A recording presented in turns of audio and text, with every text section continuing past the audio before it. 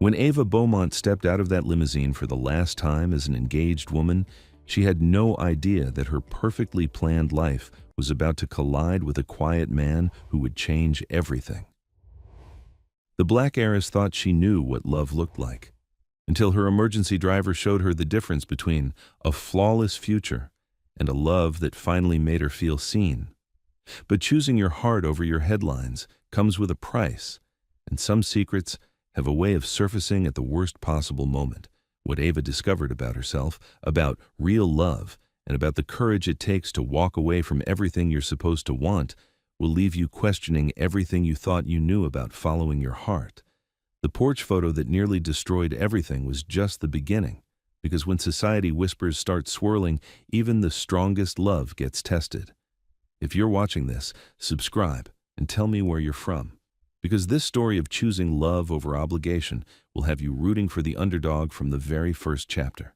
The late afternoon sun painted golden streaks across the cobblestone driveway as Ava Beaumont smoothed her silk dress and checked her phone for the third time. 3:15. Where was the limo? "Miss Ava, I'm so sorry." Sandra, her event planner, rushed down the front steps of the Beaumont townhouse, her heels clicking against the stone. "The company just called. Their driver got sick, and they can't send anyone else on such short notice." Ava felt her stomach drop. Tonight was the kickoff event for her engagement week, a charity gala where she and Evan would make their first official appearance as an engaged couple. Everything had to be perfect. "What do we do now?" Ava asked, trying to keep the worry out of her voice. Her mother would have a fit if anything went wrong tonight. "I called around, but everyone's booked for Friday evening," Sandra said, wringing her hands. "Wait, I found one independent driver who's available. He should be here any minute." As if on cue, a clean black sedan pulled up to the curb. The car wasn't a limousine, but it was spotless and elegant in its simplicity. The driver stepped out, and Ava found herself studying him as he walked toward them. He was tall, with broad shoulders, wearing a crisp white shirt and black tie. His sandy brown hair was neatly combed, and when he looked at her, his gray eyes were kind but professional. There was something steady about him that immediately put her at ease. "Ms. Beaumont?" His voice was calm and respectful. "I'm Cal Turner. I'll be driving you tonight."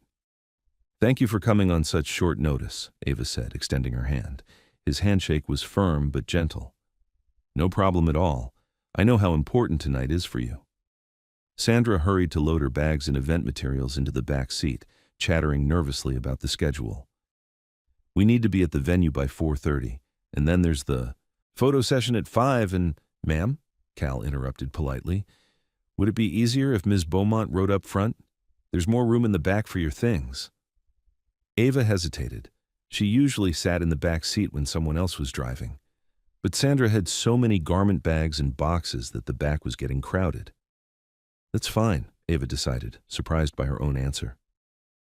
As they pulled away from the house, Ava found herself relaxing into the passenger seat. The car smelled faintly of lemon and leather. Soft jazz played quietly on the radio. "Nervous about tonight?" Cal asked, glancing at her with a small smile. "A little," Ava admitted. "These big events always make me feel like I'm performing instead of just being myself." "That sounds exhausting." His simple response caught her off guard. Most people would have reassured her that she'd do fine or reminded her how lucky she was to attend such glamorous events. But Cal just understood that performing was tiring. "It can be," she said honestly. They drove in comfortable silence for a few minutes. Sandra was busy making phone calls in the back seat, confirming details with the venue.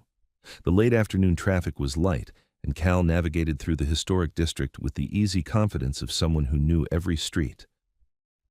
"You're not from around here originally, are you?" Ava asked, noticing his accent wasn't quite southern. "No, ma'am. Grew up in North Carolina.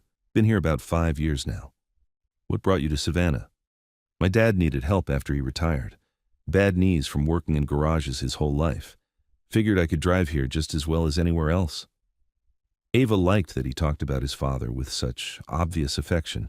Too many people her age seemed embarrassed by their families or eager to distance themselves from humble beginnings. "That's nice of you to move here for him," Cal shrugged. "Family's important." As they neared the venue, a restored mansion overlooking the river, Ava felt her anxiety creeping back. In a few minutes, she'd have to switch into her public persona, smile for cameras, make small talk with donors, and play the part of the perfect heiress engaged to the perfect man. "You'll do great tonight," Cal said quietly, as if he could sense her tension. "How do you know?" "You've got kind eyes. People trust kind eyes." The simplicity of his observation made her chest feel warm. When was the last time someone had commented on her eyes instead of her dress or her family's donations or her engagement ring? Cal pulled up to the valet stand at the venue and came around to open her door. As Ava stepped out, smoothing her dress, she caught his eye. "Thank you," she said, "not just for the ride, for making it easy." His smile was genuine and reached his gray eyes. "That's what I'm here for, Ms. Beaumont." As she walked into the venue with Sandra bustling behind her, Ava found herself looking forward to the ride home. The charity gala passed in a blur of handshakes, photographs, and polite conversation. Ava moved through the evening on autopilot, her practiced smile never wavering. Evan was the perfect escort, charming, attentive, and everything their families had hoped for when they'd encouraged this match 6 months ago. But as the evening wound down and they prepared to leave, Ava felt relief wash over her. The performing was almost over for tonight. "I'll see you tomorrow morning," Evan said as they stood near the venue's entrance. He kissed her cheek gently. "You were wonderful tonight, as always." "Thank you. Drive safely." Evan squeezed her hand before heading to his own car. He was a good man, successful, thoughtful, and genuinely caring. Their families had been friends for years, and their engagement had felt like a natural next step. So why did everything still feel like she was following a script someone else had written? Cal was waiting by the sedan, and Ava noticed he'd loosened his tie slightly. Something about that small detail made him seem more real, more human than the perfectly polished people she'd spent the evening with. "How did it go?" he asked as he opened her door. "Fine. Good turnout. Lots of donations for the children's hospital." As they pulled away from the venue, Ava heard a faint sound from the front of the car, a subtle wobbling that made Cal frown slightly. "Is everything okay?" she asked. "Just a second."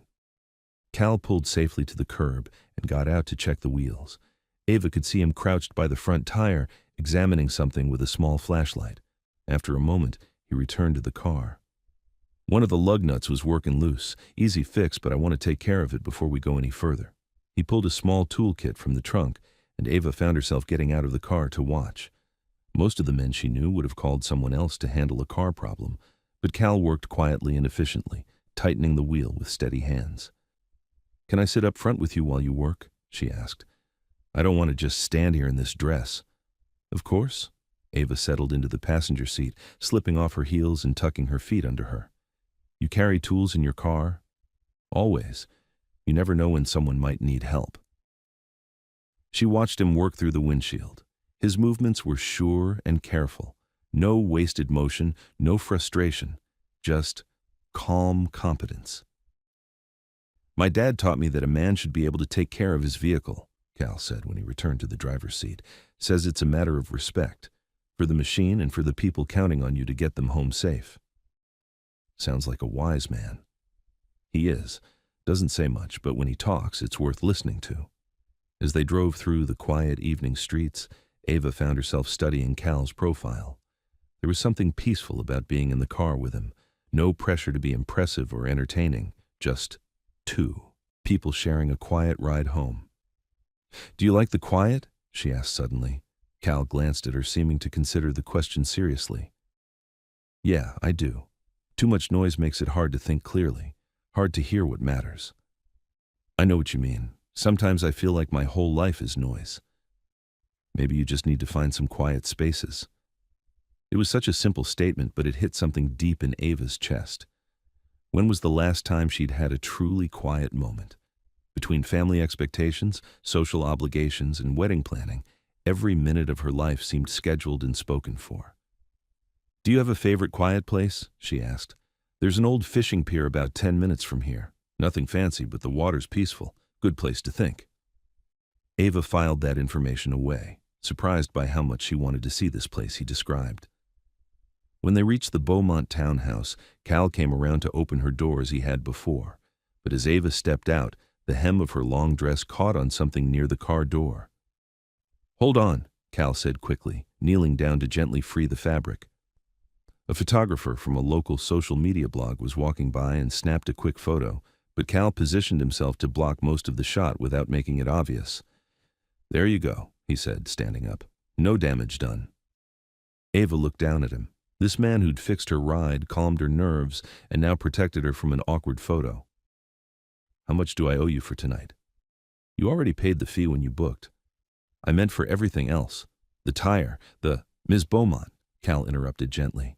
"You paid for safe transportation and professional service. That's what you got."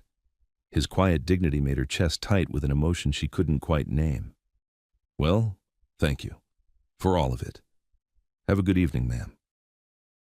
As Ava walked up the stone path to her front door, she could hear Cal's car still running in the driveway.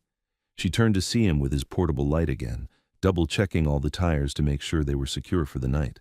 Inside the house, her cousin Lena was waiting in the living room with a cup of tea and curiosity in her dark eyes. "How was the gala?" Lena asked. "Fine, the usual." "And Evan?" "Perfect, as always." Lena studied her cousin's face. "You sound thrilled." Ava sank into the armchair across from her, still wearing her gala dress. "I am. I should be. Everything's going exactly as planned." "That doesn't really answer my question." Through the front window, Ava could see Cal's flashlight moving around his car as he finished his safety check. Such a small thing, but it spoke to who he was. Someone who took care of details, who made sure people got home safely, even when no one was watching. "The driver was nice tonight," Ava said quietly. Lena raised an eyebrow. "Nice how?" "Just easy to talk to. He made me feel like I could breathe." "That's good."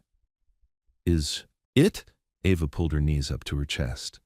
"I'm getting married in 3 months, Lena. I shouldn't be noticing how easy it is to talk to other men." "Maybe you're noticing because you don't feel like you can breathe with Evan." The words hung in the air between them. Ava wanted to argue, to defend her engagement and her choices, but sitting there in her expensive dress, thinking about gray eyes and quiet strength, she couldn't find the words to convince even herself.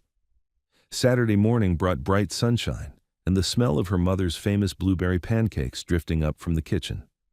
Ava found Marion Beaumont at the dining table, surrounded by wedding planning materials and checking items off various lists. "Good morning, sweetheart," her mother said without looking up. "We have a busy day. Final dress fitting at 10, then the venue walkthrough, and dinner with the Whitfields tonight." Ava poured herself coffee and settled into the chair beside her mother.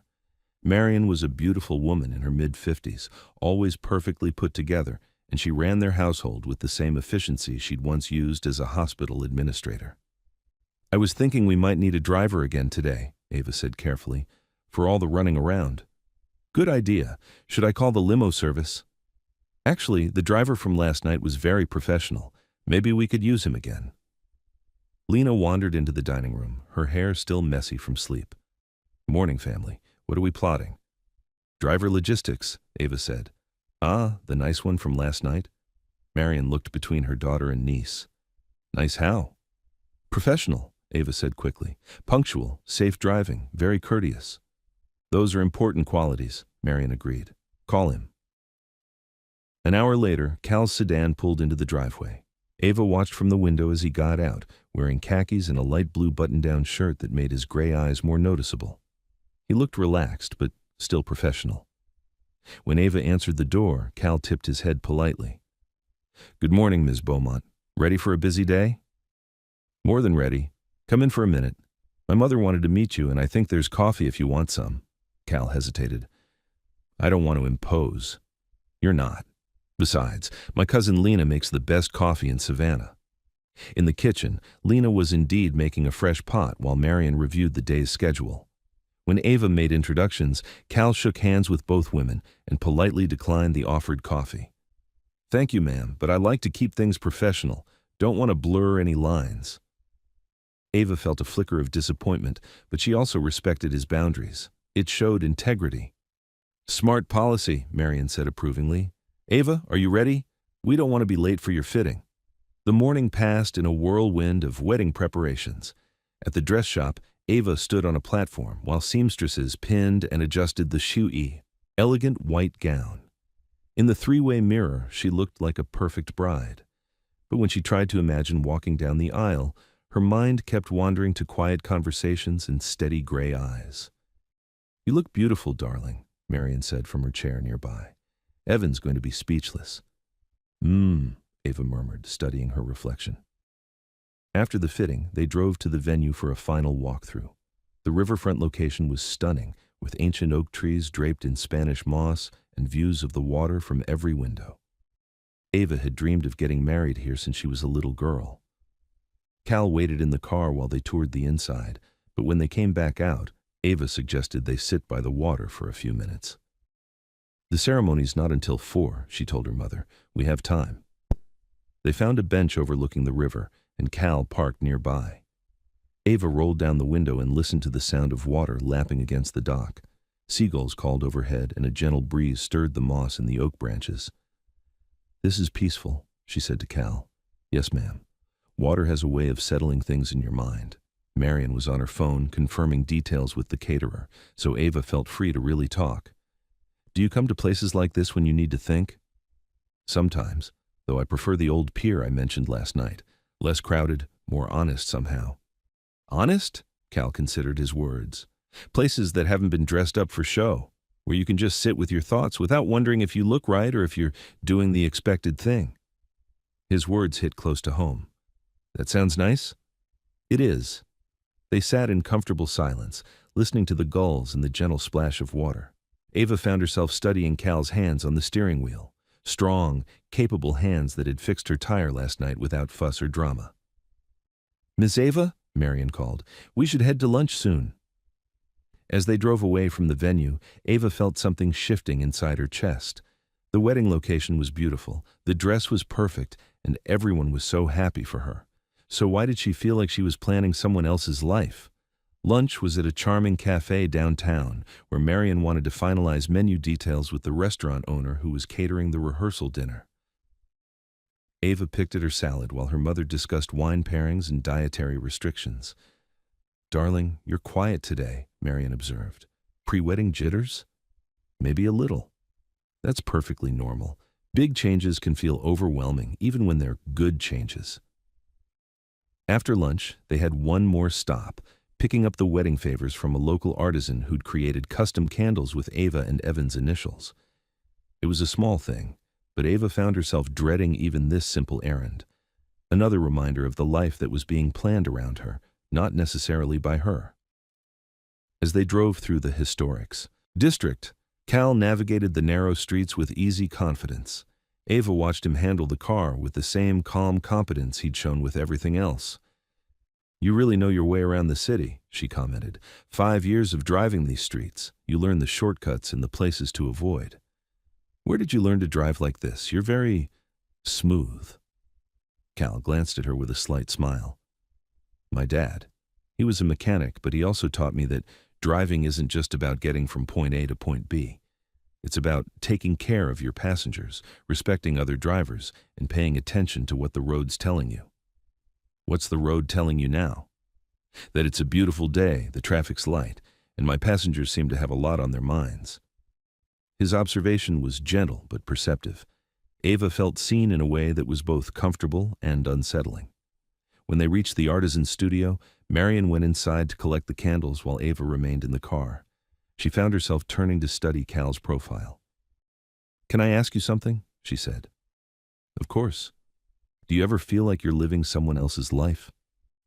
Cal turned to meet her eyes, and she saw understanding there. "Sometimes.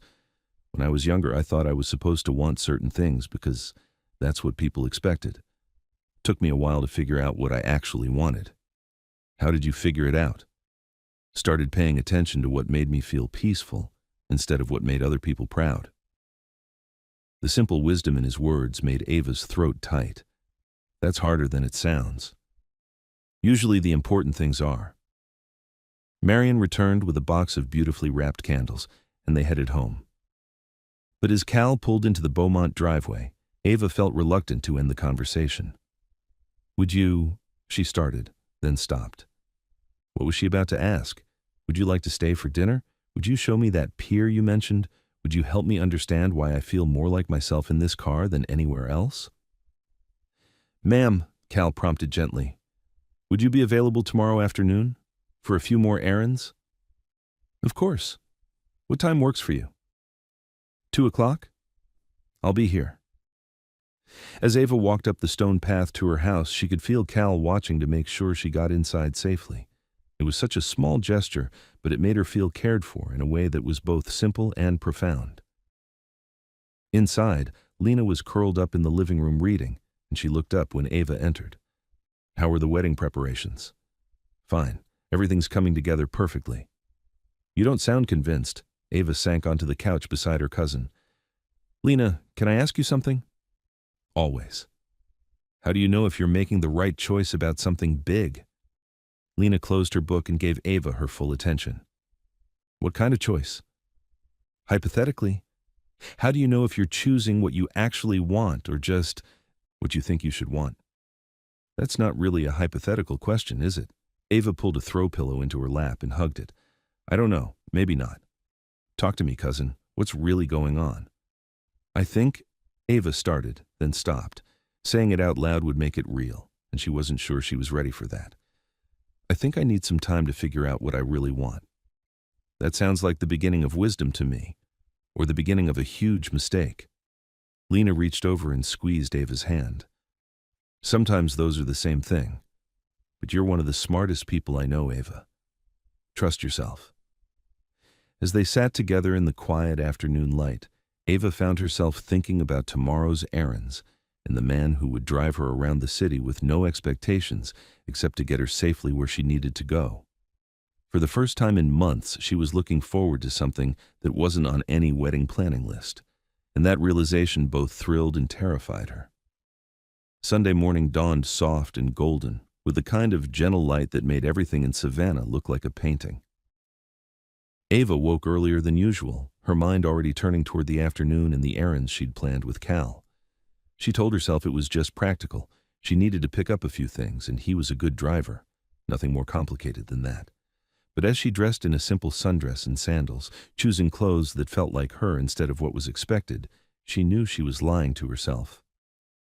Downstairs, Marion was already dressed for church, her hat pinned perfectly in place. You're not coming with us today? I have those errands this afternoon, and I want to rest a little first. All right, darling, don't forget dinner with the Whitfields is at 7. After her mother and Lena left for church, Ava found herself wandering through the quiet house. She loved her family home. The high ceilings, the antique furniture passed down through generations, the way morning light fell across the polished wooden floors. But today it felt more like a beautiful museum than a place where she could truly be herself. At 2 o'clock exactly, Cal's sedan pulled into the driveway. Ava watched him check his watch and smooth his shirt before getting out. Even on a Sunday, he took pride in his appearance and his punctuality. Good afternoon, he said when she answered the door. Ready for those errands? Actually, Ava said, surprising herself, could we start with that pier you mentioned? I'd like to see it. Cal studied her face for a moment. Are you sure? It's nothing fancy. I'm sure. The drive to the old pier took them through parts of Savannah that Ava rarely visited, neighborhoods where the houses were smaller and the yards were filled with vegetable gardens instead of ornamental plants. Children played on front porches while their parents sat in the shade, talking and laughing. This is nice, Ava said, watching an elderly man wave from his rocking chair. Different from your part of town, Cal observed. Different good or different bad? Just different. People know each other here, look out for each other's kids, share tools, that kind of thing. Sounds lonely where I live when you put it that way. Cal glanced at her. Lonely how? Ava considered the question. Big houses, tall fences, everyone very polite but not necessarily, connected. You can have 100 people at a party and still feel like you're by yourself. That does sound lonely. The pier was exactly as Cal had described. Nothing fancy, just weathered wooden planks extending into the river with a few benches and a bait shop that had seen better days. But there was something honest about it, something real that made Ava's shoulders relax as soon as she stepped out of the car. Want to walk out to the end? Cal asked. They strolled slowly down the pier, past an old man fishing with his grandson and a woman reading a paperback novel in the shade. The late afternoon sun turned the water into a sheet of gold, and a gentle breeze carried the smell of salt and marsh grass. "This is perfect," Ava said when they reached the end of the pier. "Thank you for bringing me here. Thought you might like it." They found an empty bench and sat down, not too close, but close enough that Ava could smell Cal's soap. Something clean and simple, not expensive, but pleasant. For several minutes, they just watched the water and listened to the gulls overhead. "Can I tell you something?" Ava said finally. "Of course. I've been engaged for 6 months, and this is the most peaceful I've felt during that entire time." Cal was quiet for a moment. "Maybe you need more peace in your life." "Maybe I do. But how do you find that when everyone expects you to be excited about everything all the time?" "I guess you start by admitting what you're really feeling, even if it's not what people want to hear." His words were gentle but direct, and they hit something deep in Ava's chest. That's scary advice. The best advice usually is. They sat in comfortable silence, watching a pelican dive for fish near the shore. Ava found herself studying Cal's hands again, the way he rested them calmly on his knees, no fidgeting or nervous energy. Everything about him seemed steady and sure. "What about you?" she asked. "Are you living the life you want?" Cal considered the question seriously. "Mostly, yes. I take care of my dad. I do work I'm good at. I have time to think and read and fix things. It's a simple life, but it's mine." "That sounds wonderful." "It can be, though I'd be lying if I said I never wondered what it would be like to share it with someone." The admission hung between them, honest and vulnerable. Ava felt her heart speed up, but before she could respond, Cal's phone rang. He glanced at the screen and frowned. "It's my dad. Do you mind?" "Of course not." Cal answered with concern in his voice. "Dad? What's wrong?" Ava could hear the older man's voice through the phone, though she couldn't make out the words. Cal's expression grew more worried. "Okay, I'll be right there. Don't try to get up by yourself." He ended the call and turned to Ava apologetically. "My dad fell trying to fix something in his garage. He says he's fine, but his knee's been bothering him, and I want to check on him." "Of course. Let's go. I can drop you home first." "Cal," Ava touched his arm gently. "Let's go take care of your father." The drive to Grady Turner's duplex took 15 minutes, and Ava could see Cal's tension in the way he gripped the steering wheel. She wanted to say something reassuring, but she sensed he needed to focus on driving safely. Cal's father lived in a tidy duplex with a small front yard and a garage that looked like it could double as a workshop. When they pulled into the driveway, Ava could see an older man sitting on the front steps holding an ice pack to his knee. "Dad," Cal said, hurrying over to him. "What happened?" "Stupid ladder slipped when I was trying to reach that shelf. Knee took the worst of it." Grady Turner was a lean man in his 60s with gray hair and eyes the same color as his son's. When he noticed Ava approaching, he tried to stand up. "Don't get up," Ava said quickly. "I'm Ava. How are you feeling?"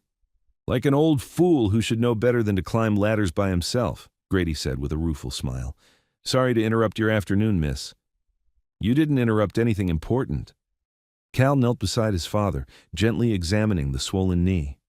"Dad, this looks pretty bad. We should get you to urgent care." "It's just a bump. I'll be fine by tomorrow." "Humor me. Let me at least drive you to get it checked."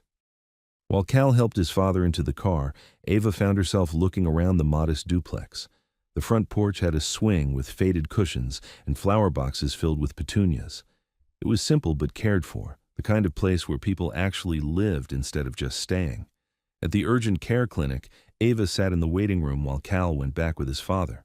She picked up a magazine but found herself watching the other families instead. A mother with a sick toddler, an elderly couple holding hands, a teenager with his arm in a makeshift sling. These people weren't dressed up or trying to impress anyone. They were just there for each other when it mattered. It was so different from the formal events and careful conversations that filled most of Ava's life. After what felt like hours, Cal emerged looking relieved. Sprained, not broken. They gave him some stronger pain medication and told him to stay off it for a few days.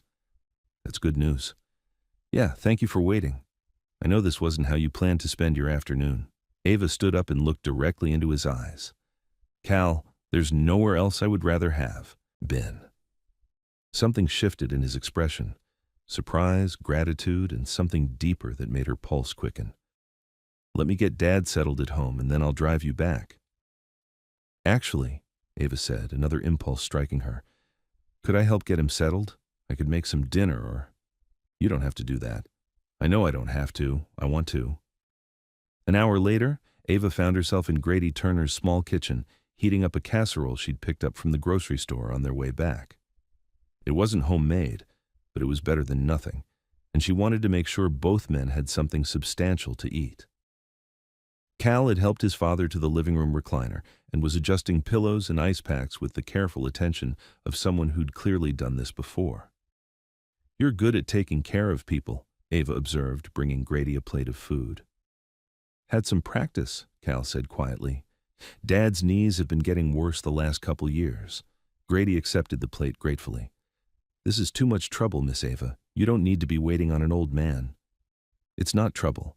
Besides, my mother raised me to believe that when someone's hurt, you help. No questions asked. Smart woman, your mother. As they ate, Ava found herself relaxing into the warm, unpretentious atmosphere of the Turner home. The furniture was old but comfortable, and the walls were covered with family photos and certificates from Cal's auto mechanic training. This was a home where people laughed and worried and took care of each other. Cal tells me you're getting married soon, Grady said, studying Ava with kind but perceptive eyes. Yes, sir, in 3 months. That's exciting. Been together long? Ava hesitated, unsure how to explain that their engagement had been more about family expectations than passionate love. About a year? And he makes you happy? The simple, direct question caught her off guard. She was used to people asking about the wedding plans or commenting on how lucky she was to marry into the Whitfield family. But no one had asked if Evan actually made her happy. He's a good man, she said finally. Grady nodded slowly, but Ava had the feeling he heard what she didn't say as much as what she did. When it was time to leave, Grady insisted on walking them to the door despite his injured knee. Thank you both, he said, shaking Ava's hand with both of his. It's been a long time since this house had such lovely company. Thank you for letting me stay, Ava replied. Take care of that knee. I will. And Miss Ava? Grady's eyes twinkled with gentle mischief. Any woman who knows the difference between helping and making a fuss is worth her weight in gold. In the car on the way home, Ava found herself thinking about Grady's words and the way Cal had taken care of his father with such quiet devotion. Your dad's wonderful, she said. He liked you too, I could tell. How could you tell? He asked. About your fiancé. Dad only asks personal questions when he's interested in getting to know someone better. Ava felt warmth spread through her chest. I'm glad he approves. Me too. They drove through the evening light in comfortable silence, but Ava was acutely aware of Cal beside her.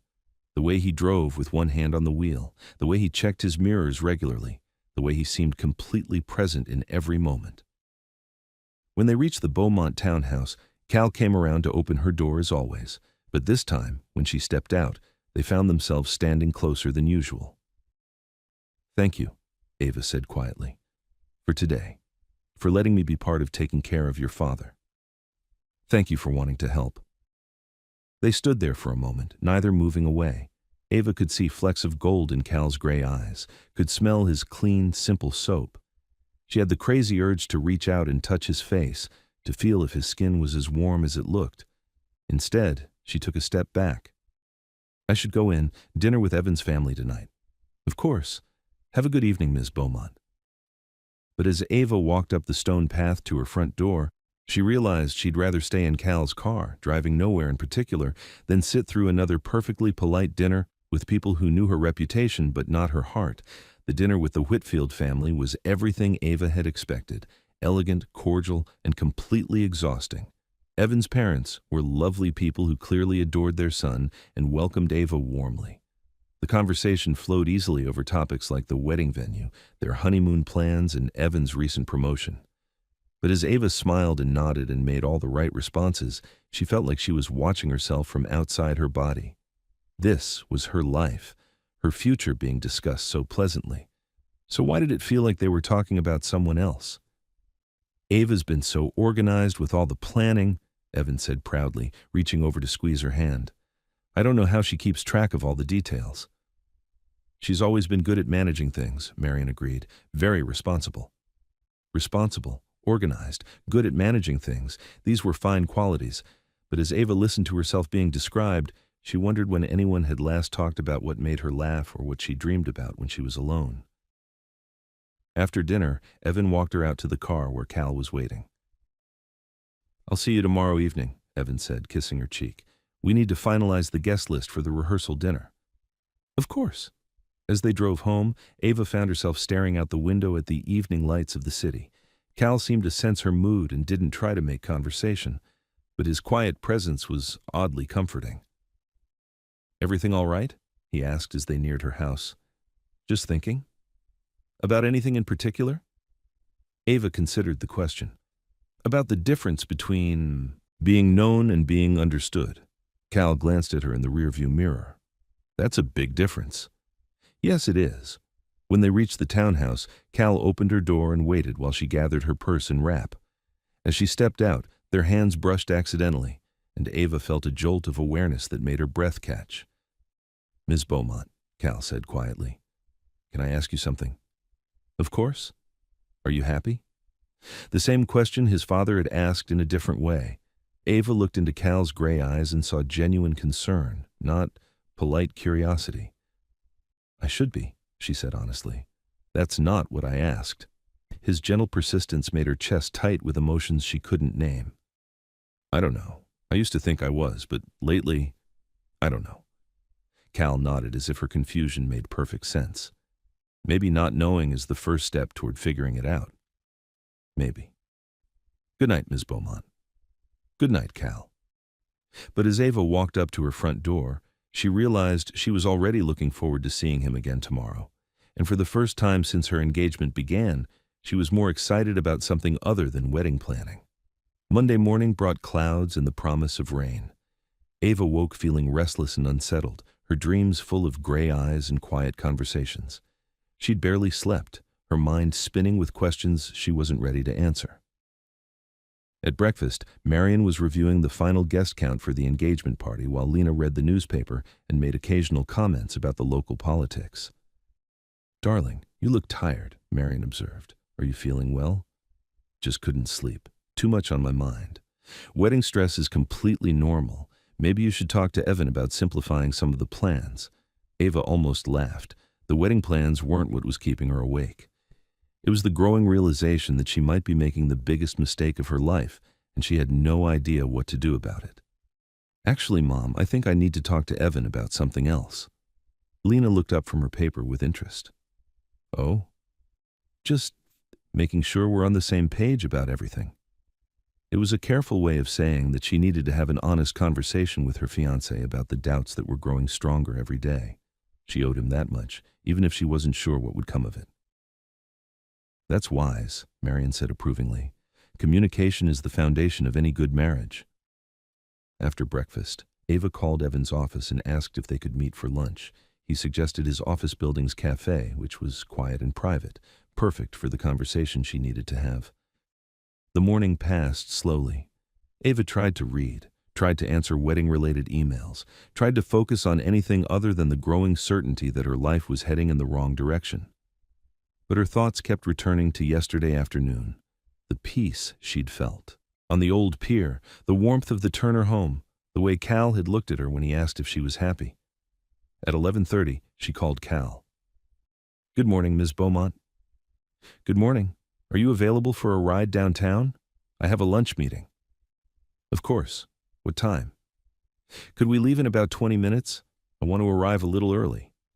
I'll be right there.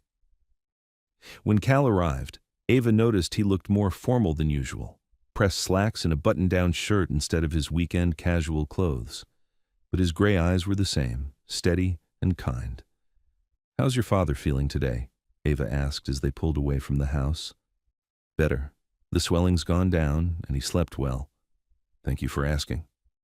I'm glad. And thank you again for letting me help yesterday. Thank you for wanting to. As they drove through the city center, Ava found herself thinking about what she was going to say to Evan. How did you tell someone who loved you that you weren't sure you loved them back? How did you explain that you were having feelings for someone else without sounding selfish or cruel? Ms. Beaumont, Cal said quietly, you seem nervous about your lunch. I am. I need to have a difficult conversation with someone I care about. That takes courage. Does it? Sometimes I think courage would be just keeping my mouth shut and not complicating everyone's life. Cal was quiet for a moment. In my experience, the conversations we're most afraid to have are usually the ones we need to have the most. His words gave her strength, even though she knew he had no idea what she was struggling with. Or maybe he did know, and he was giving her permission to be brave. When they reached Evan's office building, Cal pulled up to the curb. What time should I pick you up? Could you wait? This might not take very long. Of course. Ava looked at him sitting behind the wheel, so calm and patient, and felt a rush of gratitude mixed with something stronger. Cal? Yes? Thank you. For everything. You don't need to thank me, Ms. Beaumont. Just take care of yourself in there. As Ava walked into the building, she carried his words with her like a blessing. Evan was waiting in the cafe when Ava arrived, and he stood to kiss her cheek as he always did. He looked handsome in his tailored suit, every inch the successful businessman their families had always expected him to become. You sounded serious on the phone, he said as they settled into a quiet corner booth. Is everything okay? Ava looked at this good man who had never been anything but kind to her, and her heart ached for what she was about to say. Evan, I need to ask you something, and I need you to be completely honest with me. All right. Are you happy? Really, truly happy with us? Evan blinked in surprise. That's an interesting question. Are you having doubts? I'm having questions about whether we're getting married because we can't imagine our lives without each other, or because it's what everyone expects. Evan was quiet for a long moment, stirring his coffee with careful precision. Can I tell you something? Please. Last week, my ex-girlfriend from college sent me a congratulations card about the engagement. She wrote a note saying how happy she was that I'd found my great love. Evan looked up at Ava with gentle honesty.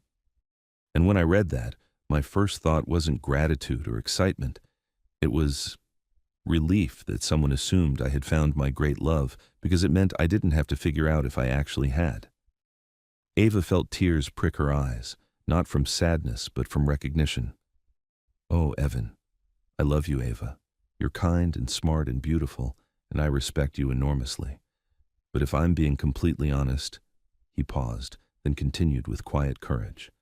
I'm not sure I'm in love with you, and I'm not sure you're in love with me either. The relief that flooded through Ava was so strong it almost made her dizzy. What does that say about us? That we're both good people who care about each other and want to do the right thing. But maybe the right thing isn't going through with a wedding just because we planned it. They sat in silence for a moment, both processing what had just been said. Around them, the cafe hummed with ordinary conversation, but Ava felt like the world had just shifted on its axis. So what do? She asked. We take some time to figure out what we really want. No pressure, no timeline, no family expectations, just honest reflection about what would make us both truly happy. Ava reached across the table and squeezed Evan's hand. You're an amazing man. You deserve someone who can't imagine living without you. So do you. As they parted ways outside the cafe, Ava felt lighter than she had in months. The conversation hadn't solved everything, but it had given her something precious, permission to discover what she actually wanted instead of what she thought she should want. Cal was waiting by his car, reading a paperback novel. When he saw her approaching, he put the book aside and opened the door. How did it go? He asked as they pulled into traffic. Better than I expected. Scary, but good. Huh? That's usually how the important conversations go. As they drove through the afternoon sunlight, Ava found herself studying Cal's profile again. His quiet strength, his gentle wisdom, the way he seemed to understand her better than people who'd known her for years. Cal, she said impulsively, could we take the long way home? Maybe drive by that pier again? He glanced at her with something that might have been hope in his gray eyes. Are you sure? I'm sure. And as they turned toward the river, Ava realized that for the first time in months, she was exactly where she wanted to be. The old pier looked different in the late afternoon light, golden and peaceful, with fishing boats bobbing gently in the distance and children laughing as they ran along the shore. Ava and Cal found the same bench they'd shared the day before, but everything felt different now. The conversation with Evan had changed something inside her, opened a door she hadn't even realized was closed. "You seem lighter," Cal observed as they settled onto the weathered wooden seat. "I feel lighter, like I can finally breathe properly." "That's good." They sat in comfortable silence, watching a pelican dive for fish near the dock. Ava found herself studying Cal's hands again, the way they rested calmly on his knees, no nervousness or hurry. Everything about him seemed genuine and unhurried. "Can I tell you what happened at lunch?" she asked. "Only if you want to." So she told him about her conversation with Evan, about the relief they'd both felt in admitting their doubts, about the permission they'd given each other to figure out what they really wanted. "That must have been hard," Cal said when she finished. "It was, but it was also honest, and I'm tired of not being honest about what I feel." Cal turned to look at her directly. "What do you feel?" The simple question hung between them, loaded with possibility and risk. Ava met his gray eyes and saw understanding there, and something deeper that made her heart speed up. "I feel like I've been sleepwalking through my life, and you woke me up." The words came out quieter than she'd intended, but she saw them land in Cal's expression, like stones dropped into still water. "Ava," he said softly, using her first name for the first time. "I know it's complicated. I know I'm still technically engaged, and you work for my family, and there are 1,000 reasons why this doesn't make sense. But when I'm with you, I feel like myself, not the version of myself that everyone expects, or the one that looks good in pictures. Just me." Cal was quiet for a long moment, looking out at the water. "I need to tell you something."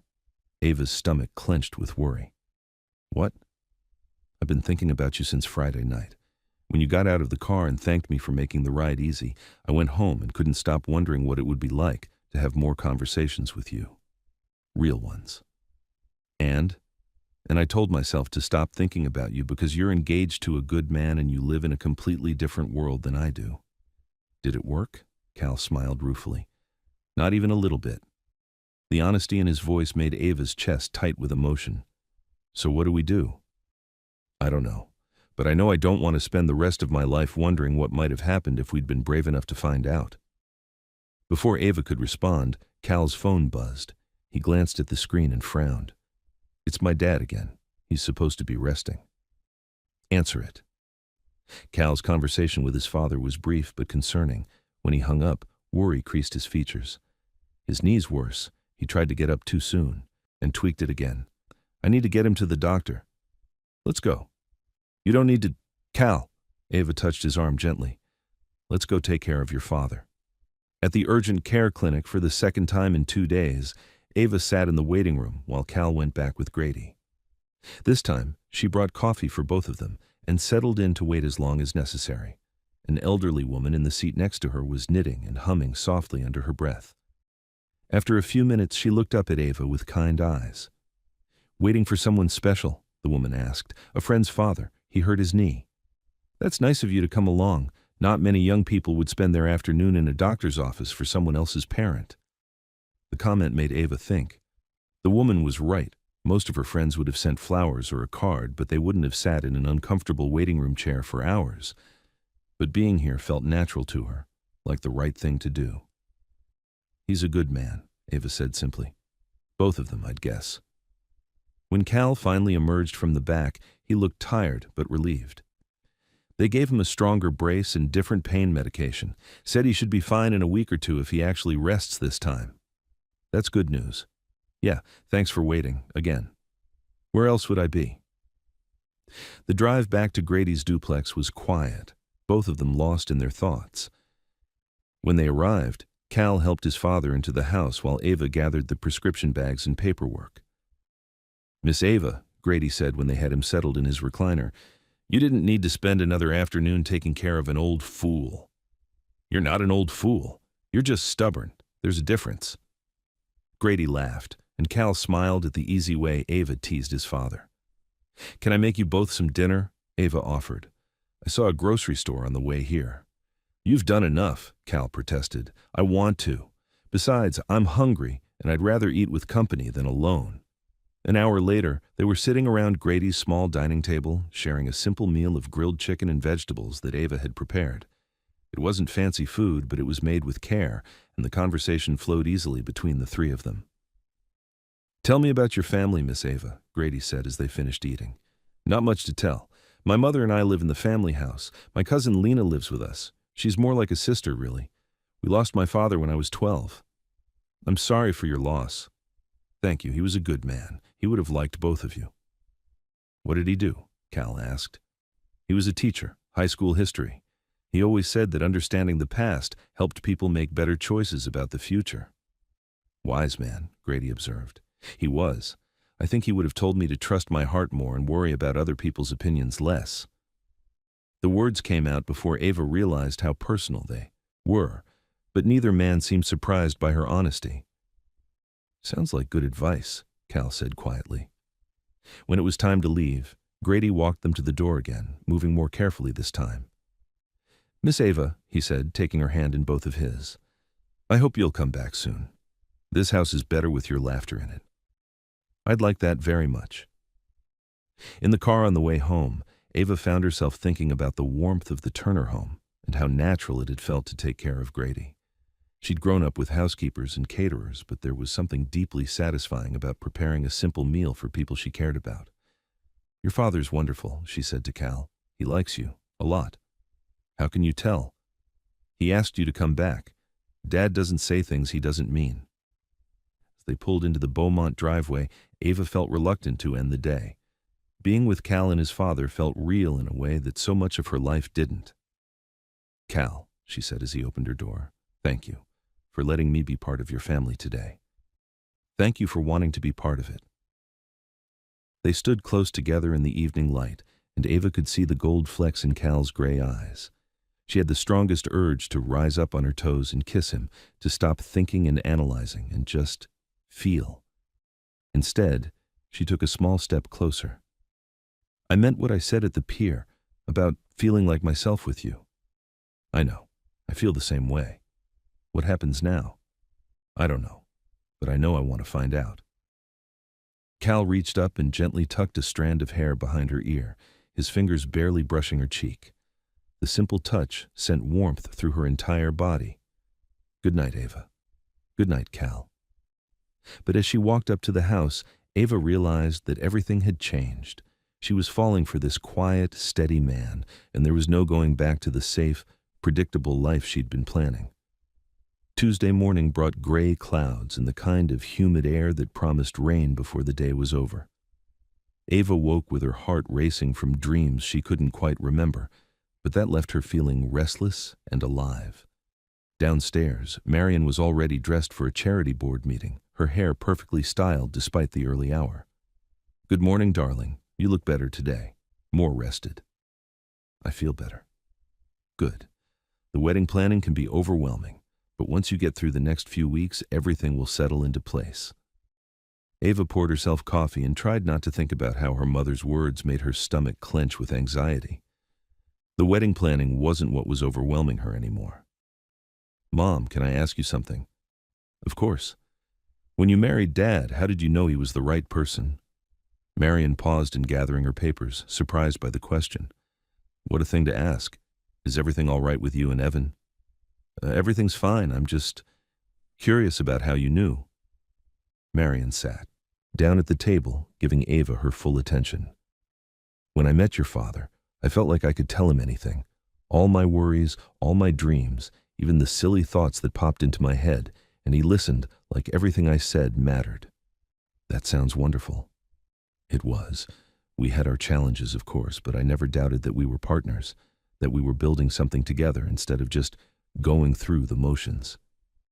Ava nodded, thinking about how different her relationship with Evan felt from what her mother described. "Why do you ask, sweetheart?" "No reason, just thinking about what makes a good marriage." But as Marion left for her meeting, Ava found herself comparing her mother's words to her feelings about Cal. The way she could talk to him about anything, the way he listened like her thoughts actually mattered, the way being with him felt like building something real instead of performing a role. Around 10 o'clock, her phone rang. Evan's name appeared on the screen, and Ava felt her stomach tighten. "Good morning," she answered. "Morning. How are you feeling about our conversation yesterday?" "Better, clearer. How about you?" "The same. Actually, that's why I'm calling. I think we should talk to our families soon. Let them know we're taking some time to think things through." Ava's heart started beating faster. What exactly would we tell them?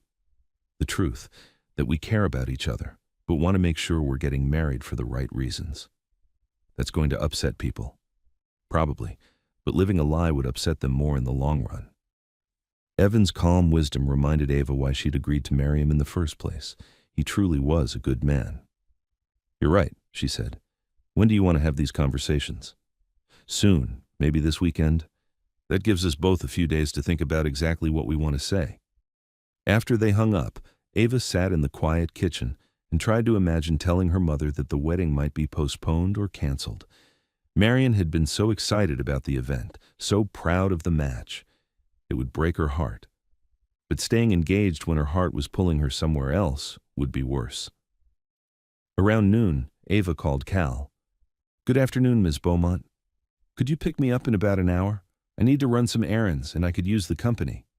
"Of course. Anything specific?" "Just errands. I'll explain when you get here."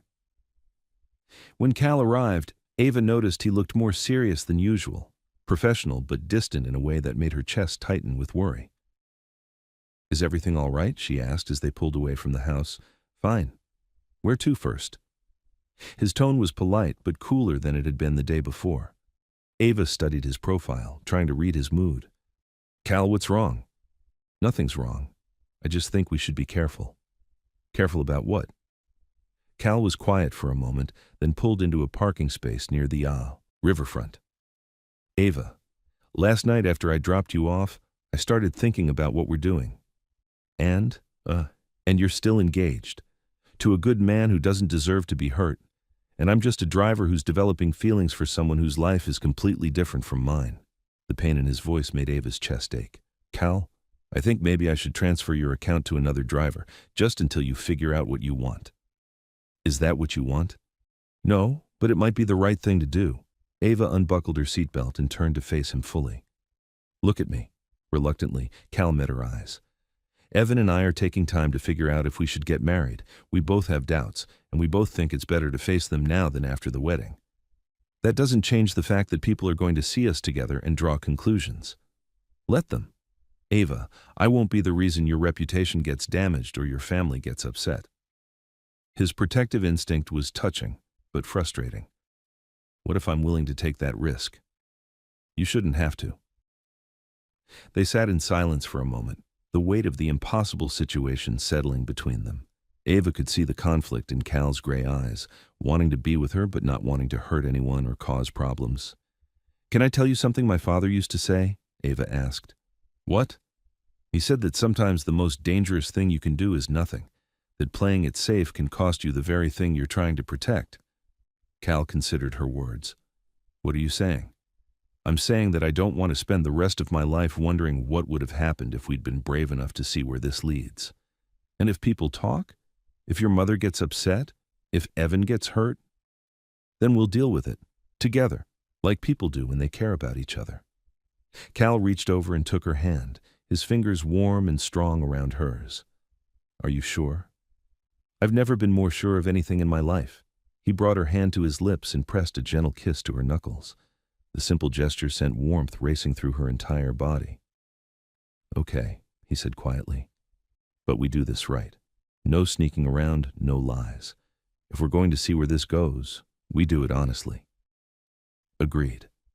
And if anyone gets hurt because of choices I make, I won't be able to live with myself." Ava squeezed his hand. "Then we'll just have to make sure we're kind to everyone, including ourselves." As they drove away from the river, Ava felt like she was finally moving toward something instead of just going through the motions. It was scary and uncertain, but it was real. And after months of feeling like she was living someone else's life, real felt like everything. Their first stop was a small bookstore downtown where Ava wanted to pick up a novel she'd ordered. Cal wandered the aisles while she waited for the clerk to find her book, and she found herself watching him browse the history section with genuine interest. "Find anything good?" she asked when her transaction was complete. "Your father would have liked this place. Good selection of historical biographies." The casual mention of her father made Ava's chest warm. Cal remembered details about the people who mattered to her. He would have. "He spent hours in bookstores when I was little. Said you could learn everything you needed to know about a person by looking at their bookshelves." "What would your bookshelf say about you?" Ava considered the question as they walked back to the car. "Probably that I like stories about people who have to choose between what's easy and what's right." "And which do you usually choose?" "Until recently, what's easy. And now I'm trying to figure out what's right."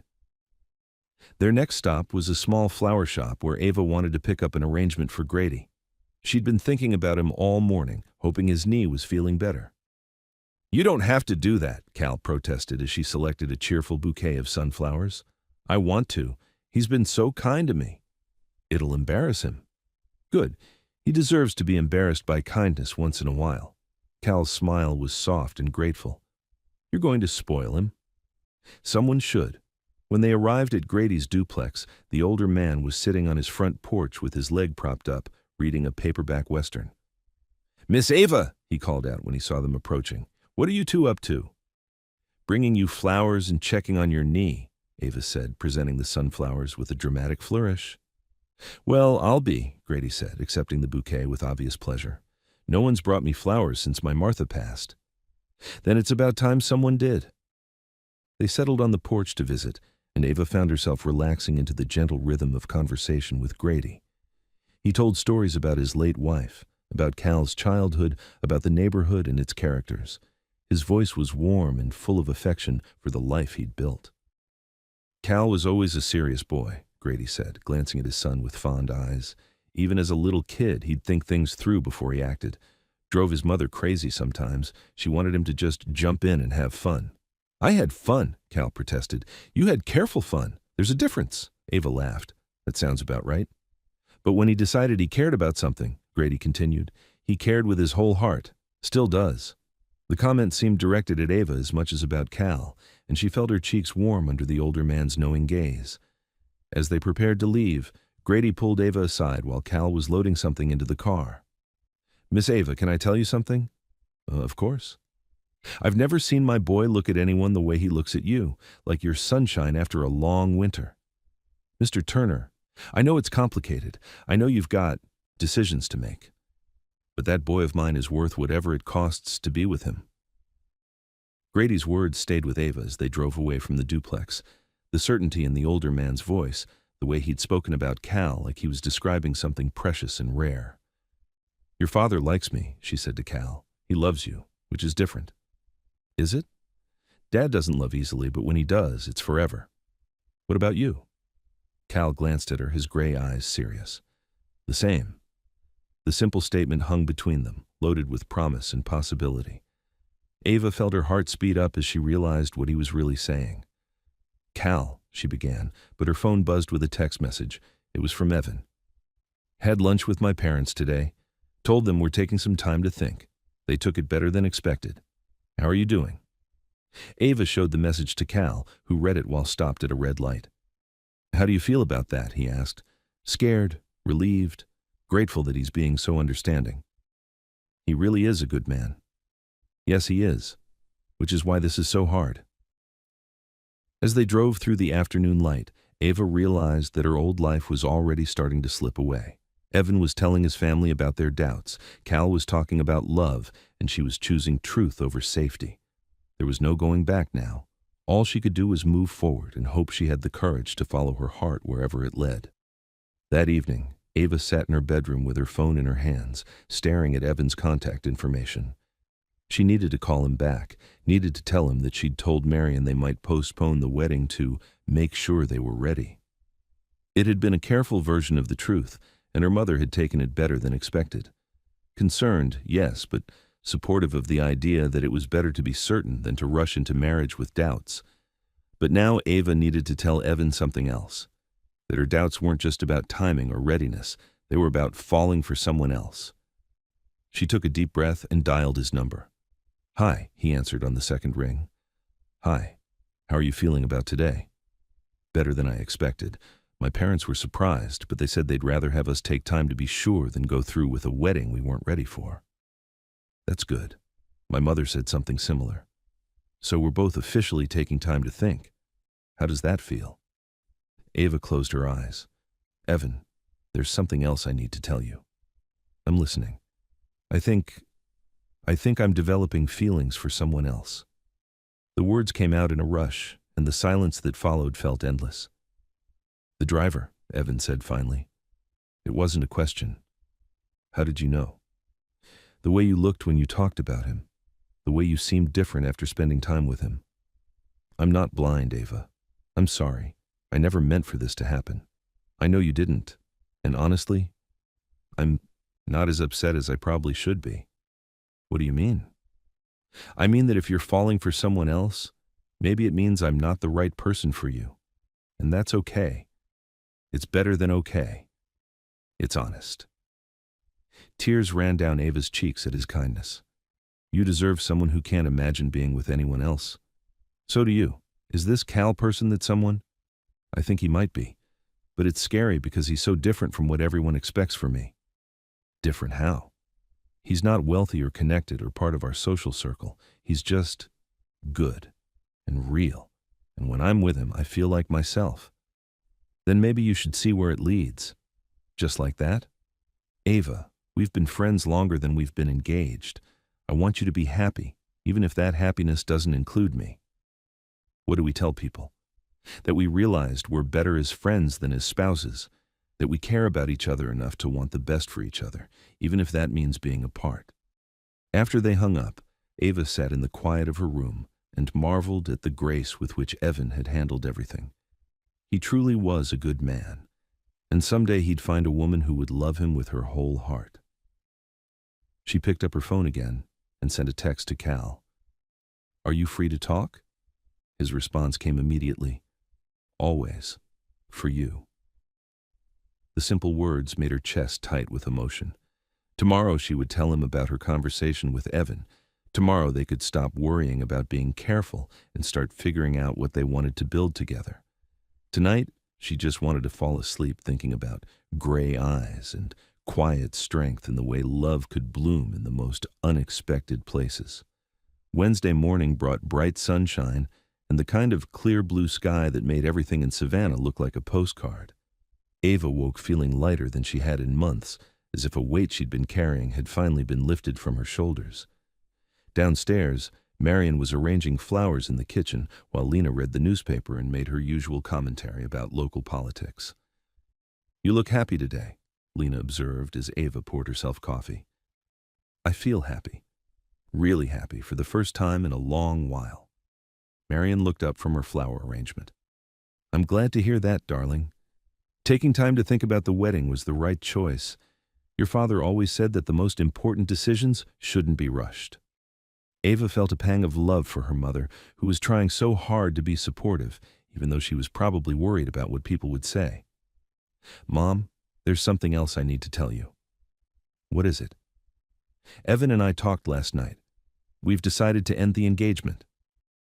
The flowers slipped from Marion's hands, scattering across the counter. "What? But I thought you were just taking time to think." "We were, and we realized that we care about each other, but we're not in love. Not the way two people should be when they're getting married." Lena set down her newspaper and gave Ava her full attention.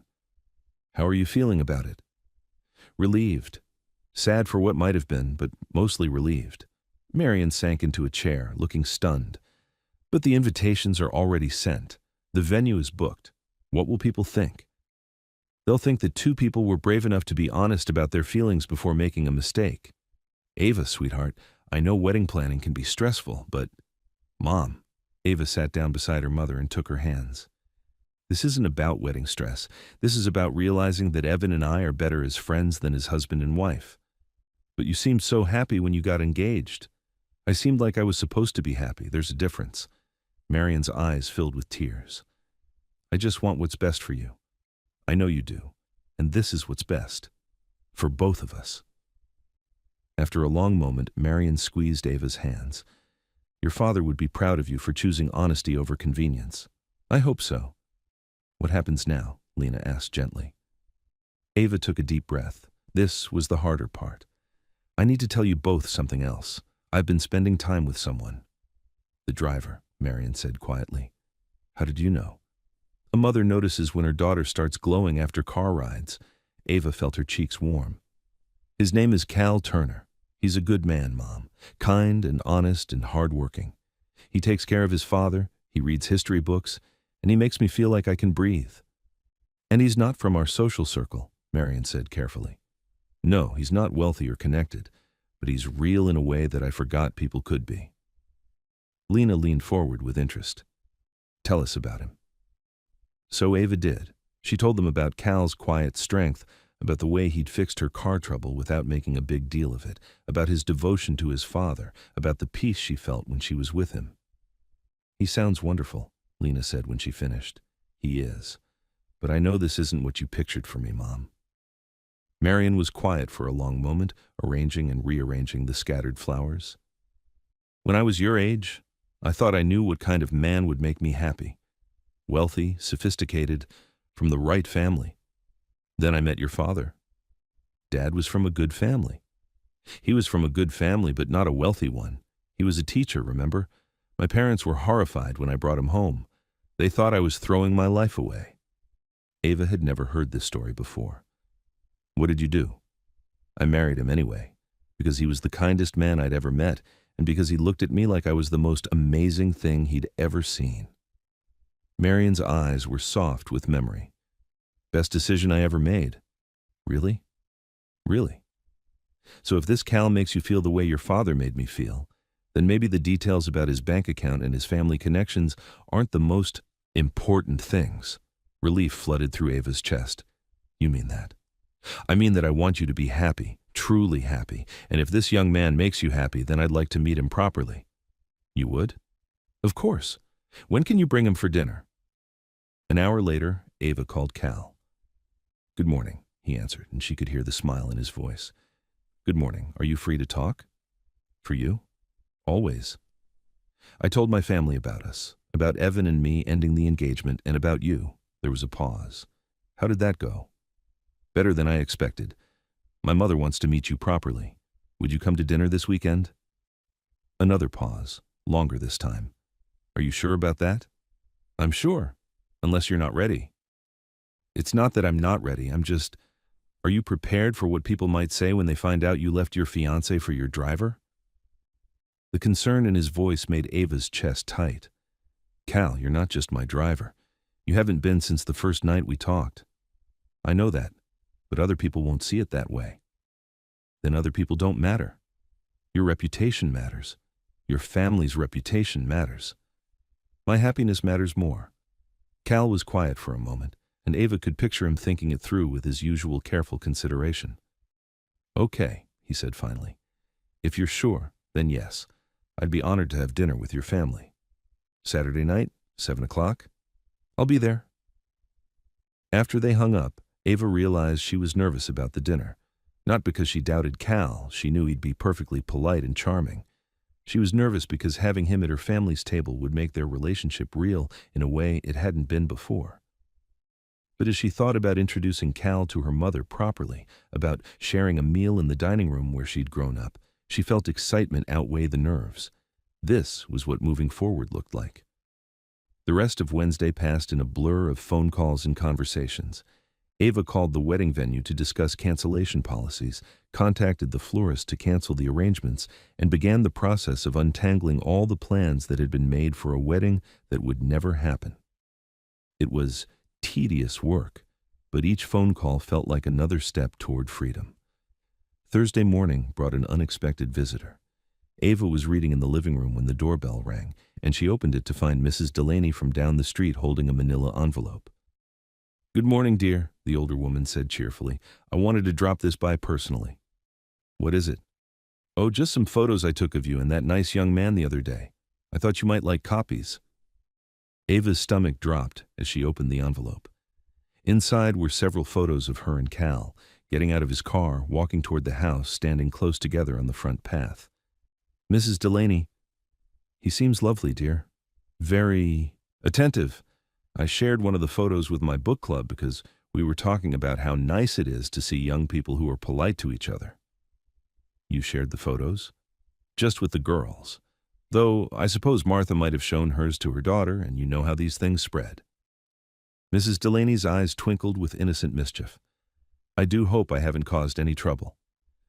After Mrs. Delaney left, Ava stared at the photos with growing unease. They were innocent enough, just two people talking. But cropped and shared without context, they could easily be misinterpreted.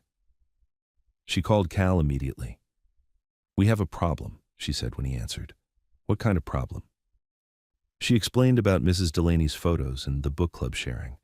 Cal was quiet as she talked, and she could practically hear him thinking through the implications. "This could get complicated," he said finally. "What do you mean?" "If people are talking and sharing photos, it's going to get back to Evan's family eventually, and to your mother's friends. And once rumors start..." "Cal, we haven't done anything wrong." "I know we haven't, but that won't stop people from drawing their own conclusions." Ava felt anxiety creeping up her throat. "So what do we do?" "We handle it, together. But Ava, if this gets ugly, if it hurts your reputation or your family's standing in the community, I want you to know that I'll step back. I won't let you be hurt because of me. Don't you dare." "What? Don't you dare use other people's small-mindedness as an excuse to run away from this." Cal was quiet for a moment. "I'm not running away. I'm trying to protect you." "I don't need protecting. I need you to trust that we can handle whatever comes." "Okay, but if things get bad, we'll deal with them. That's what people do when they care about each other." "All right, but I'm going to make this easier for both of us." "What do you mean?" "I'm going to cancel all my other clients for the next few weeks. Just drive for you and your family until this settles down." "Cal, you don't have to do that." "Yes, I do. If people are going to talk, I want to make sure they can't accuse me of neglecting my other responsibilities while I sort out my feelings for you." The practical wisdom of his decision impressed her, even as it made her heart ache for the position he was putting himself in. "Are you sure?" "I'm sure. Besides, it'll give me more time to spend with you." Despite everything, Ava found herself smiling. There is that. Friday afternoon brought the first real test of their resolve. Ava and Cal had gone to the farmer's market downtown, a perfectly innocent errand that felt like the most natural thing in the world. They'd browsed the vegetable stands, bought fresh flowers, and shared a cup of coffee from one of the vendors. But as they walked back to the car, Ava noticed people staring. Not hostile stares exactly, but curious ones. The kind of looks that meant people were trying to figure out who she was with and why. "People are noticing us," she said quietly to Cal. "I know. Are you okay with that?" Ava considered the question as they loaded their purchases into the car. A month ago, the idea of being the subject of gossip would have terrified her. But now, walking through the market with Cal, she realized she'd rather be talked about for following her heart than praised for living a lie. "I'm okay with it," she said. "Are you?" Cal opened her car door and met her eyes. "As long as you're sure this is what you want." "I've never been more sure of anything." As they drove home, Ava's phone started buzzing with text messages. The first was from Lena. "Martha Whitfield just called Mom. Apparently there are photos of you and Cal circulating. Mom handled it well, but heads up." The second was from Evan. "My mother saw some photos. She's upset but not surprised. I told her we're handling everything with dignity. How are you holding up?" The third was from someone she barely knew. "Girl, is that your new man? He's cute." Ava showed the messages to Cal, who read them while stopped at a red light. "This is starting," he said quietly. "Yes, it is. Still want to have dinner with my family tomorrow night." Cal looked at her with something that might have been admiration. "More than ever." "Good. Because I'm tired of caring what other people think about my life." "Are you sure?" "Cal, for months I've been planning a wedding to a man I care about but don't love, living in a house that feels like a museum, and smiling for photos that don't show who I really am. I'm done with all of that." "What do you want instead?" I want Sunday morning coffee with someone who makes me laugh. I want to take care of people I love when they're hurt. I want conversations that matter and silence that feels comfortable. I want a life that's real instead of perfect. That sounds like a good life. It sounds like a life with you. Cal reached over and took her hand, threading their fingers together. Then let's build it together. Saturday evening arrived gray and drizzly, with the kind of soft rain that made everything look romantic and mysterious. Ava had spent the day helping Marion prepare dinner, nothing too fancy, just roasted chicken and vegetables, but made with care. Lena had contributed a chocolate cake that looked almost too pretty to eat, and the dining room table was set with the good china but not the formal crystal. It struck the right note, welcoming but not intimidating. At 7 o'clock exactly, the doorbell rang. Ava opened the door to find Cal standing on the front porch, holding a small bouquet of flowers and looking more nervous than she'd ever seen him. He was dressed in khakis and a navy button-down shirt that brought out his gray eyes, and he looked handsome but anxious. "Hi," she said softly. "Hi, these are for your mother." He handed her the flowers, simple daisies and baby's breath, not expensive, but chosen with thought. "She'll love them. Come in." Ava led Cal into the living room, where Marion and Lena were waiting. Her mother rose gracefully, and Ava could see her taking in Cal's appearance with approval. "Mom, Lena, this is Cal Turner. Cal, my mother, Marion Beaumont, and my cousin, Lena." Cal stepped forward and shook hands with both women, his manners perfect but natural. "Mrs. Beaumont, thank you for inviting me into your home." "Thank you for coming, Cal, and thank you for the lovely flowers." "My pleasure, ma'am." As they settled into conversation before dinner, Ava watched Cal navigate the social dynamics with quiet confidence. He answered Marion's questions about his background honestly but without defensiveness, shared stories about his father that made Lena laugh, and showed genuine interest in the family photos Marion pointed out around the room. "Ava tells me you take care of your father," Marion said as they moved to the dining room. "Yes, ma'am. He's got bad knees from working in garages his whole life. Moving here let me help him while still maintaining my business." "That's admirable. Family's the most important thing." "I couldn't agree more." Throughout dinner, the conversation flowed easily. Cal told them about growing up in North Carolina, about learning to work on cars from his father, about his love of history books and old movies. In return, Marion shared stories about Ava's father, about the early days of their marriage when money was tight, but they were happy. "David would have liked you," Marion said to Cal as Lena served the chocolate cake. "He believed in the value of honest work and taking care of the people you love. I wish I could have met him. From what Ava's told me, he was a remarkable man." He was, and he raised a remarkable daughter. Ava felt tears prick her eyes at her mother's words. After months of feeling like she was disappointing everyone, it meant everything to hear Marion's approval. When it was time for Cal to leave, he thanked Marion and Lena with genuine warmth. "This was wonderful," he said. "Thank you for welcoming me." "Come back soon," Marion replied, "and bring your father next time. I'd like to meet him." Ava walked Cal to his car, and they stood together in the gentle rain for a moment. "That went well," she said. "Your family's wonderful. Your mother reminds me of my mom, strong but kind. She likes you, I could tell." "How?" "She invited your father to dinner. Mom doesn't extend invitations lightly." Cal smiled and reached up to tuck a strand of hair behind Ava's ear. "So we have official family approval." "We have official family approval." "Good. Because I have something to tell you." "What?" "I'm falling in love with you, Ava Beaumont." The words hung in the rain-softened air between them, honest and brave and exactly what Ava's heart had been hoping to hear. "I'm falling in love with you too, Cal Turner." He leaned down and kissed her then, soft and gentle and full of promise. It was their first real kiss, and it tasted like chocolate cake and new beginnings. When they broke apart, Cal rested his forehead against hers. "What happens now?" "Now we stop falling and start being. In love, I mean." "I like the sound of that." "Me too." Sunday morning dawned bright and clear, with the kind of golden light that made Savannah look like a fairy tale. Ava woke up thinking about Cal's words from the night before and feeling like her heart might burst from happiness. She was in the kitchen making coffee when her phone rang. Evan's name appeared on the screen, and she answered with some trepidation. "Good morning," she said. "Morning. I wanted to let you know that I talked to my parents yesterday about everything. Officially told them the engagement is off." "How did they take it?" "Better than expected. They were disappointed, of course, but they said they'd rather see us both happy separately than miserable together." "That's generous of them. They're good people. And Ava? They want you to know that you'll always be family to them, no matter what."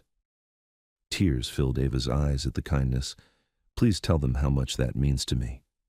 "I will. There's something else, though. The rumors about you and Cal are starting to spread. Nothing malicious, just curiosity about who he is and how you met." Ava's stomach tightened. "Are people being cruel?" "No, not cruel. But there are questions. Some people are surprised by the choice. Others are happy for you. It's mixed." "I can handle mixed."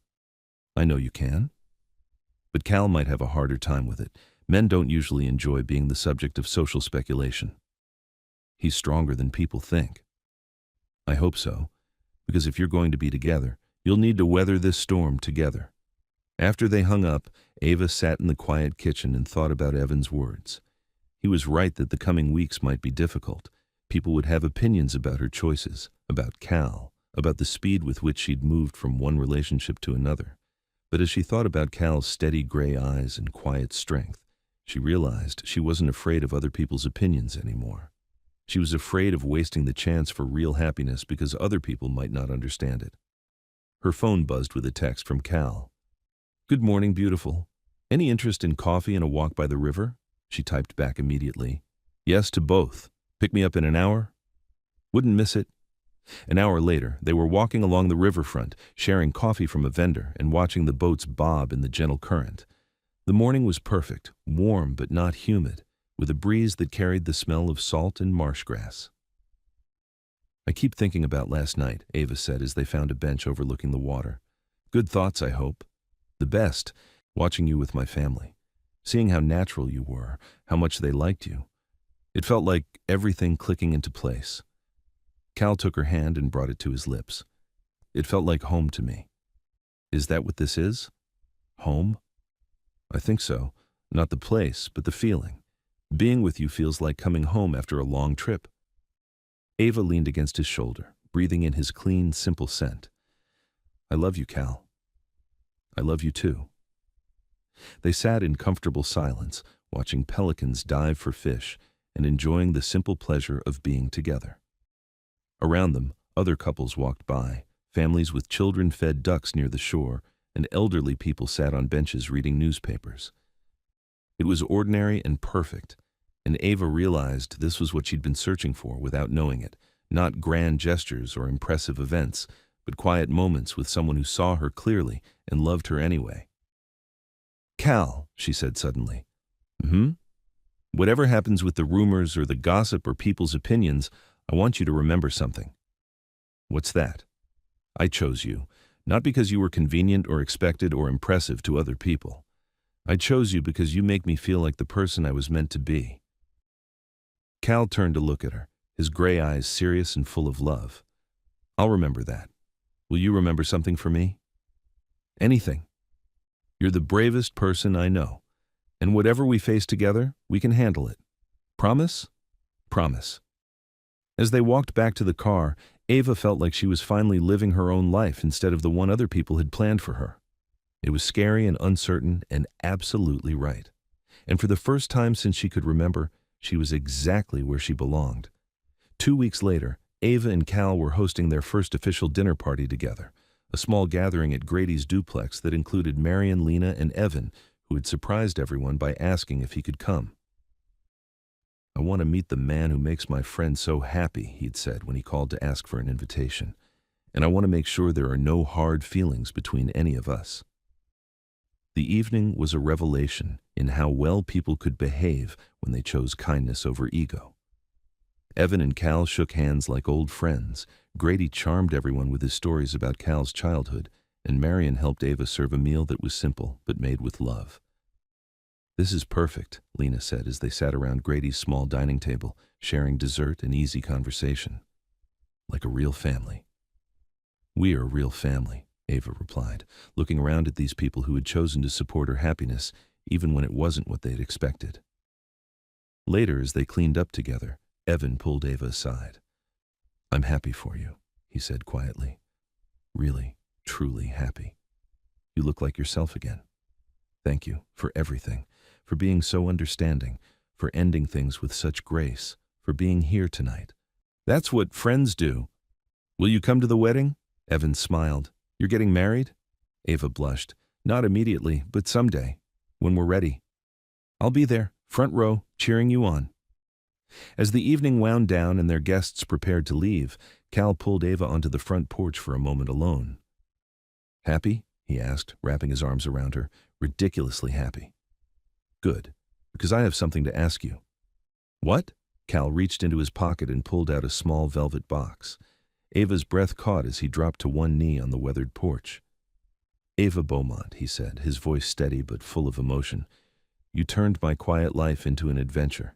You make me want to be the best version of myself every single day. Will you marry me?" Through tears of joy, Ava looked down at this man who had seen her clearly from the very beginning, who had been patient while she found her courage, who had shown her what love could look like when it was built on truth instead of expectation. "Yes," she whispered. "Yes, yes, yes." As Cal slipped a simple but perfect ring onto her finger, Ava could hear their families cheering through the front window. But all she could focus on was Cal's gray eyes and the promise of building a life together, not perfect, but real and filled with the kind of ordinary love that makes every day feel like coming home. The rain had stopped and stars were beginning to appear in the clear night sky. Somewhere in the distance, church bells chimed the hour.